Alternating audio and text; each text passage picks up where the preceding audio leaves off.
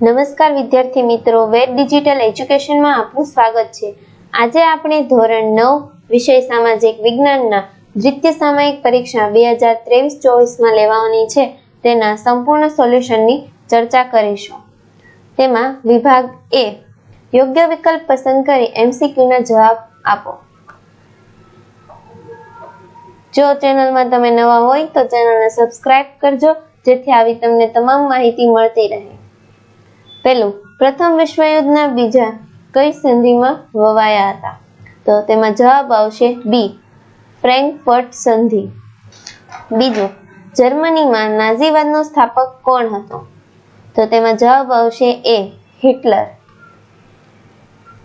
નીચેના વિધાનો ખરા છે કે ખોટા તે જણાવો।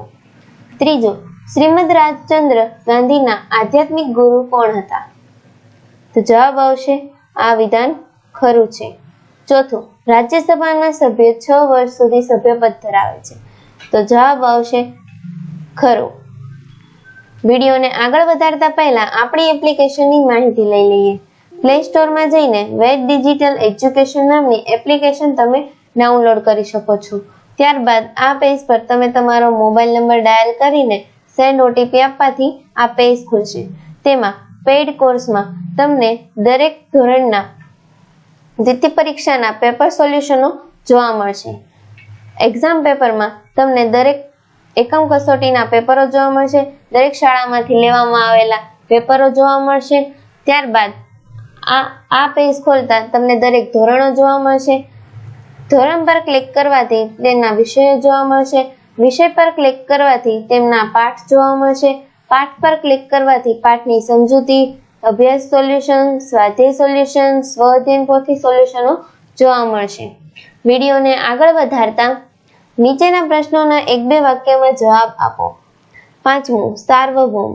તો જવાબ આવશે ભારત સાર્વભૌમ પ્રજાસત્તાક રાજ્ય છે। ભારતના બંધારણે પ્રજાકીય સાર્વભૌમત્વનો સ્વીકાર કર્યો છે।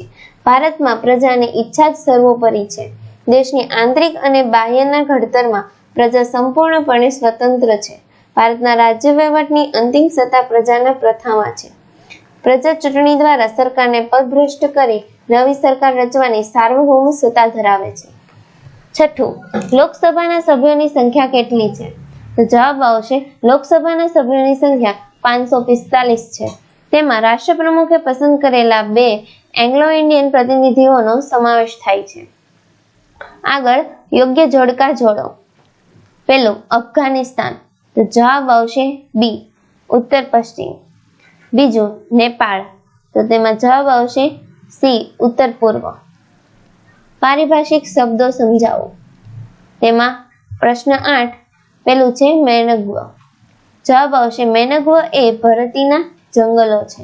ભારતના દરિયા કિનારે નદીઓના મુક્ત ત્રિકોણ પ્રદેશમાં મેનગ્વ જંગલો આવેલા છે।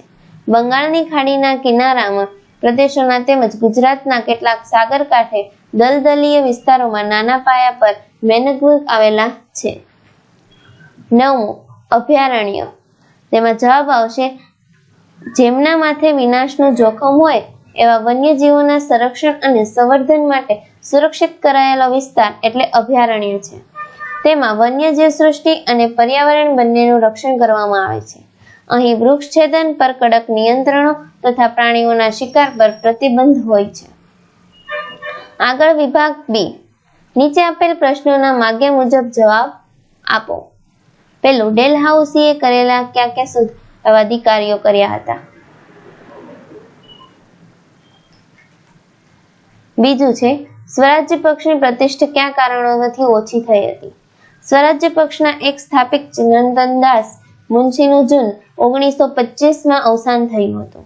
સ્વરાજ્ય પક્ષના કેટલાક સભ્યોએ અંગ્રેજ સરકારને સહકાર આપવાની નીતિ અપનાવી હતી। પક્ષ કેટલાક સભ્યોને નેશનલ પાર્ટી નામનો નવો પક્ષ સ્થાપ્યો હતો। ત્રીજું, માઉન્ટ બેટન યોજના ક્યારે રજૂ થઈ? તેમાં જવાબ આવશે માઉન્ટ બેટન યોજના 3 જૂન 1947ના રોજ રજૂ થઈ। ચોથું, પંડિત જવાહરલાલ નહેરુ બિનજોડાણની નીતિ વિશે શું માનતા હતા? જવાબ આવશે ભારતના પ્રથમ વડાપ્રધાન પંડિત જવાહરલાલ નહેરુ બિનજોડાણની નીતિના પ્રખર હિમાયતી હતા।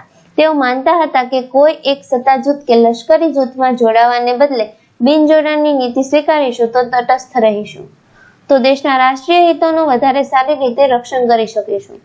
ભારત માનતું હતું કે વિશ્વના દેશોનું આવા બે હરીફ જૂથોમાં વિભાજન વિશ્વ શાંતિ અને આંતરરાષ્ટ્રીય સહકાર માટે ખતરારૂપ છે.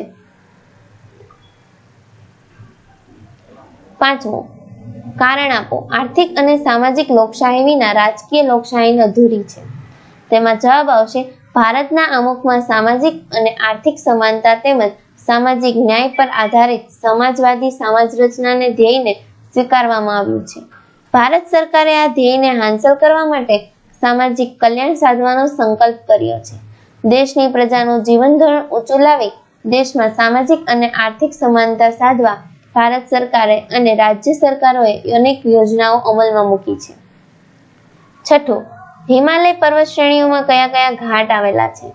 તો જવાબ આવશે હિમાલય પર્વત શ્રેણીમાં શિપકીલા, જોલાપલા, નાથુલા વગેરે ઘાટ આવેલા છે. 7. ઓક્ટોબર હીટ એટલે શું? ઓક્ટોબર માસમાં ઊંચા તાપમાન અને ભેજના ઊંચા પ્રમાણને લીધે દિવસનું હવામાન અકળાવનારું થઈ જાય છે. આ સ્થિતિને ઓક્ટોબર હીટ કહે છે. ગુજરાતમાં હવામાનની આ સ્થિતિને ભાદરવાનું તાપ કહે છે. 8. ભારતના પ્રાણી ભૌગોલિક પ્રદેશોની યાદી આપો. હિમાલય પ્રદેશ, લડાખ અને શુષ્ક શીત ક્ષેત્ર, હિમાલયનું વનચ્છિદ્ર નીચલું ક્ષેત્ર, હિમાલયમાં વનસ્પતિ વિહીન ઊંચા ક્ષેત્રો, ઉત્તરનું મેદાન, રાજસ્થાનનો રણ પ્રદેશ, વિકલ્પીય ઉચ્ચ પ્રદેશ, સમુદ્ર કિનારો અને નીલગિરીની પહાડીઓ. આ રીતે તમે વિભાગ સી, વિભાગ ડી ના પ્રશ્નો તમે વાંચી શકો છો. આગળ એપ્લિકેશનમાં બતાવ્યા મુજબ તમને પેઇડ કોર્સમાંથી દરેક વિષયના સંપૂર્ણ સોલ્યુશનો જોવા મળશે. Thank you.